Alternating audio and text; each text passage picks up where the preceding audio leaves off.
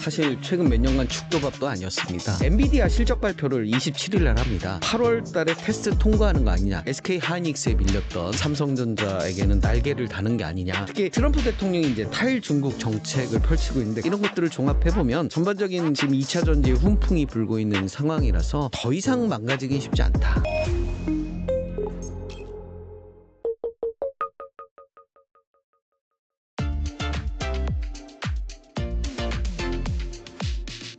이번에 삼성전자 좀 질문을 들어보면은 최근에 삼성전자 분위기가 사뭇 좀 다릅니다. 뭐 과거에는 SK 하이닉스에 밀려서 이 HBM 쪽에서도 퍼포먼스를 보이지 못했는데 얼마 전에 이 애플의 차세대 칩을 생산한다. 그리고 테슬라와 22조 원 규모의 또 AI 칩 제조 계약을 또 체결을 했습니다. 이 때문에 삼성전자가 이제 7만 전자를 넘어섰는데 드디어 좀 반전의 기회를 잡았다라고 볼 수 있을까요? 네, 삼성전자 사실 최근 몇 년간 죽도밥도 아니었습니다. 왜냐면 파운드리도 잘 안 되고요. 맞아요. 네. 메모리는 HBM, SK 하이닉스에 밀려가지고 상당히 어려운 그런 시기를 겪었고요. 과거에 보면 그래도 파운드리 시장 점유율이 10%를 넘어섰거든요. 근데 지금 7.7%예요. 그러니까 TSMC가 한 67% 정도 가져가고 있고 중국 기업들의 또 선전이 굉장히 하고 있습니다. 그러다 보니까 이제 파운드리가 막 적자도 나고요. 굉장히 어려운 그런 시점이었는데 다행히 이제 미국의 테일러 팹이라고 하죠. 텍사스주 테일러 약 51조 정도 들여갖고 공장을 지었고 내년부터 이제 양산을 목표로 하는데요. 여기에 이제 수주들이 들어오는 겁니다. 그래서 테슬라 수주도 들어왔고 애플 수주도 들어와서 일단 파운드리와 시스템 부분 좀 어느 정도 적자를 모면하고 이 TSMC에 좀 경쟁을 해볼 만한 그런 상황들이 됐고요. 무엇보다 이제 엔비디아 실적 발표를 27일 날 합니다. 이번 달 27일 날 하는데요. 엔비디아 실적 발표에서 이제 차세대 신형 가속기죠. 블랙웰 어느 정도 실적이 나왔는지, 그리고 2026년 출시하는 차세대 GPU 루빈 선 주문량 확인이 가능할 것 같습니다. 여기에 더불어서 이제 삼성전자의 수건 사업이죠. HBM.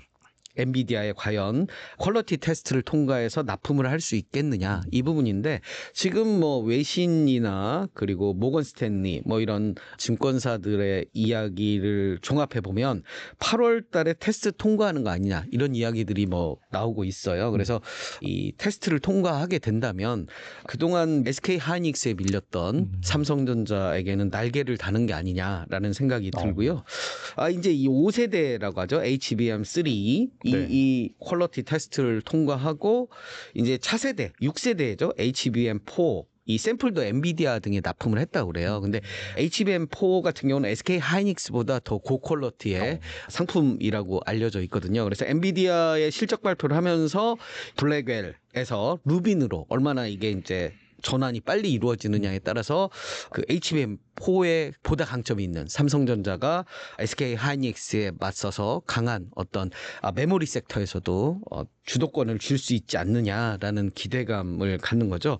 다행인 거는 이제 그 우리 메모리 반도체 글로벌 탑3 안에 드는 미국의 마이크론, 지금 실적 예측치들이 좀 올라가고 있더라고요. 메모리 부분. 이런 부분들도 일단 메모리에 긍정적인 모멘텀이 되는 것 같고요. 그다음에 이제 그 관세 정책 으로 인해서 지금 트럼프가 원하는 게 미국의 러스트벨트를 비롯해서 놀고 있는 백인들을 일자리를 만들어주는 게 지금 최대의 관심사거든요. 자기의 핵심 지지층이기도 하고요. 그래서 대미 투자를 적극적으로 해라라는 얘기를 하거든요. 그래서 미국 내에서 만든 건 관세를 적용을 안 할게. 그래서 미국의 공장도 짓고 미국에서 고용도 늘리고, 이게 이제 우리 트럼프 대통령의 어떤 키워드인데요. 삼성전자는 이미 뭐 앞서 언급했던 테일러 팹이든 팹 같은 그런 공장들을 선도적으로 먼저 졌어요. 근데 이제 하이닉스는 아직 그런 부분들이 좀 미진하다 보니까 만약에 이 반도체 품목별 관세에 나오겠지만 만약에 관세 정책들을 강하게 한다면 삼성이 또 이런 부분에 있어서 SK 하이닉스보다 좀 우위를 가져갈 수 있는 관세 정책의 수혜를 입는 게 아닌가라는 생각이 들고요. 다만 이제 우려스러운 게 하나 있는데요. 최근 들어서 엔비디아, AMD의 중국 수출에 대해서 15%를 미국에 세금을 내라라고 트럼프 대통령이 말을 했거든요. 이런 부분들이 물론 중국에 수출한다는 건 긍정적이지만 삼성전자와 하이닉스의 그런 엄포를 놓지 않을 이유도 없거든요. 그래서 약간의 그런 어떤 관세와 세금 정책 과연 어디로, 물론 반도체에 대해서 이게 전략상 되게 미국의 중요한 그런 산업이기 때문에 반도체 부분에 대해서는 탁코적인, 그러니까 뭔가 트럼프가 물러서는 그런 정책들을 하지 않겠느냐라는 그런 기대감들은 있습니다만, 그래도 또 이 트럼프가 어디로 튈지 모르니까 그런 점들은 좀 주목해서 일단 고려를 해보고요. 일단 27일 그 엔비디아 실적 발표, 그리고 HBM 퀄리티 테스트 통과, 이게 하나의 삼성전자의 실적과 성장의 어떤 키포인트가 되지 않을까 싶습니다. 그리고 삼성전자가 최근에 보니까 계속해서 M&A를 또 하고 있더라고요. 일본 히타치의 가전 사업부를 또 인수할 것이다라는 얘기도 나오고 있고, 이에 앞서서 이 미국의 디지털 헬스케어 회사 젤스를 또 인수하겠다고 밝혔습니다.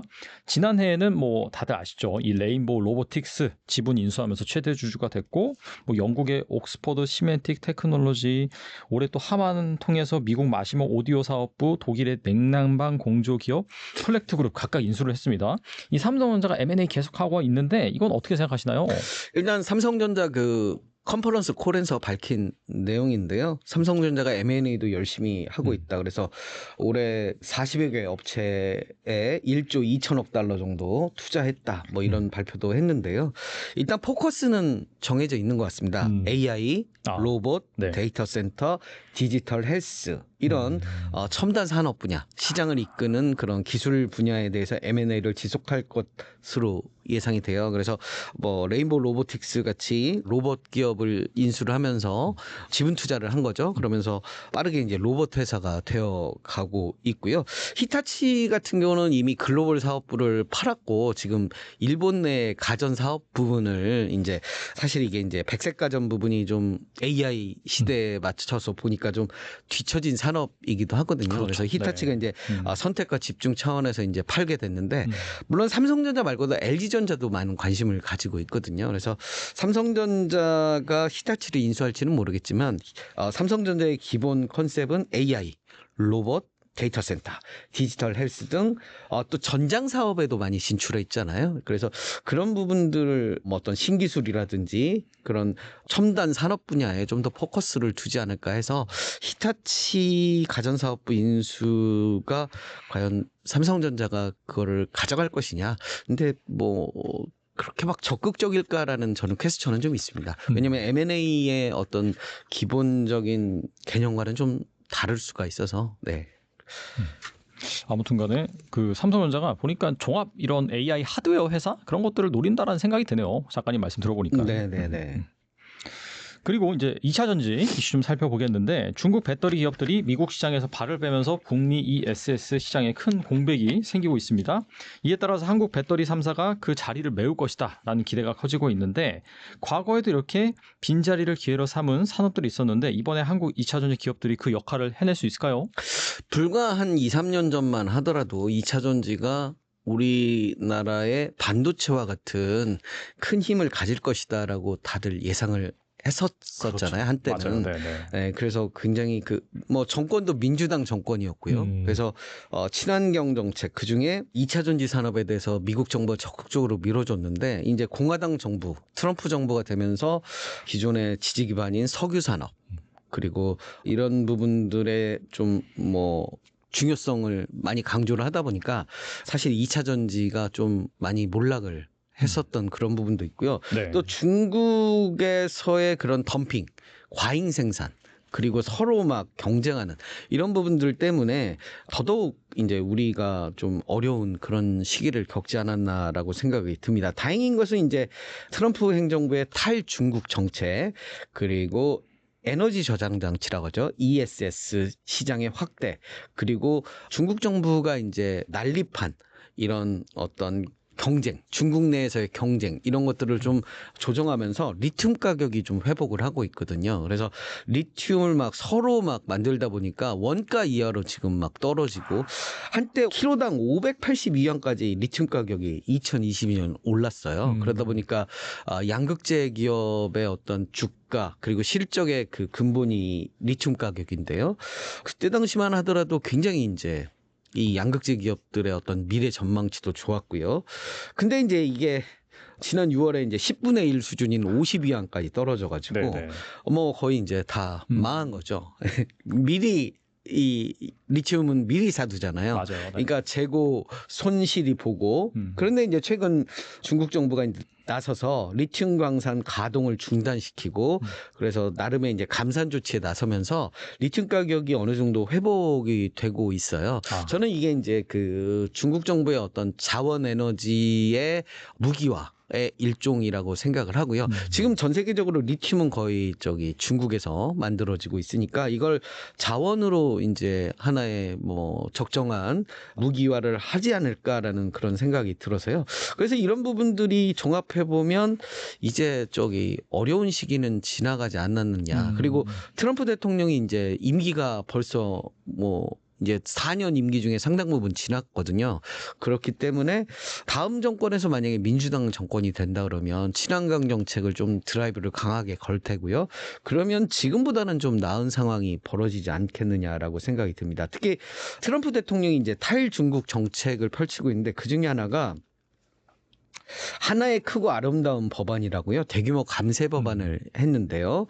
여기에 보면 2026년부터 배터리 생산에 중국 등 금지 외국 기관에서 생산하는 자재 비중이 60%를 넘어가면 그 세액공제 대상에서 빼버립니다. 그러다 보니까 중국산 원재료 뭐 이런 거 쓰는 것들을 더 이상 할 수 없고요. 2030년이 되면 85%까지. 그러다 보니까 이제 중국을 배척하고 뭐 그런 부분들이 장기적으로 우리에게 우호적인. 그러니까 뭐 미국에 들어가는 배터리는 한국산밖에 뭐 적용할 수 없는 그런 뭐 상황이 만들어지고 있는 거죠. 여기에 이제 ESS 시장에서도 중국산 ESS에 고율 관세를 매기겠다. 그래서 기존에 이제 41%였는데 58%까지 관세를 올립니다. 그래서 사실 ESS 시장에서 중국이 우리보다 먼저 치고 나갔는데요. 이렇게 이제 17% 정도 관세를 올리면서 우리도 좀 해볼 만한 그런 시장이 됐고요. 전기차 시장이 좀 주춤하면서 ESS 시장, 사실 전기차보다 ESS의 응용 범위가 훨씬 넓고 뭐 상용화하기도 되게 편한데요. 이런 네네. 시장들이 커지면서 결국 2차 전지 관련 뭐 양극재라든지 이런 기업들의 좀 어두운 시기는 좀 지나지 않았나. 다만 이제 LG 에너지 솔루션이나 이런 기업들은 이미 미국에 현지화를 했는데 뭐 양극재라든지 이런 소재 기업들은 아직 이 현지화가 덜 돼 있거든요. 그런 부분들이 이제 관세 정책상 이제 고율의 관세를 맞으면 좀 그런 부분들이 이제 영향을 받겠죠. 그래서 이제 소재 기업들도 지금 미국 현지화를 많이 노리고 있는 것 같아요. 그거에 따른 좀 시간이 필요하지 않을까. 그리고 마지막으로는 우리가 그동안 좀 천시해왔던 LFP 이쪽에도 좀 이제 중국과 협업을 통해서 막 나서려고 하잖아요. 그런 부분들이 어떤 중국의 점유율을 좀 가져간다면 지금보다는 나은 환경이 되지 않을까라는 생각을 합니다. 그리고 ESS 시장에 대한 기대감이 살아나고 있는데 요마침 에코프로가 2분기 흑자 전환에 성공하면서 투자자들의 관심도 다시 살아나고 있습니다. 에코프로 그룹이 다시 한번 전성기를 보여줄 수 있을까요? 지난번 실적 발표를 했는데 다른 2차 전지 기업들은 좀 실적이 아주 그렇게 좋은 건 아닌데 에코프로비엠만 전년 대비 실적이 굉장히 많이 올라왔더라고요. 물론 뭐 투자한 거에 대한 어떤 투자 수익이 난 것도 있지만 그래서 이렇게 이제 배터리 기본적으로 리튬 가격이 회복하고 있고요. 뭐 ESS 시장 확대 그리고 탈중국 정책 이런 것들을 종합해 보면 전반적인 지금 2차 전지의 훈풍이 불고 있는 상황이라서 이런 부분들을 좀 영향을 받지 않겠느냐라는 생각이 들어요. 그래서 더 이상 망가지긴 쉽지 않다. 예. 그래서 뭐 물론 몇 년 전처럼 막 급등하는 물론 그런 거는 이제 리튬 가격 회복에 따라 뭐 영향을 받겠지만요. 당장 뭐 지금에서 아주 악화된 그런 상황은 당분간은 뭐 거치지 않자. 뭐 추운 겨울은 지나갔다. 이렇게 저는 말씀드리고 싶습니다.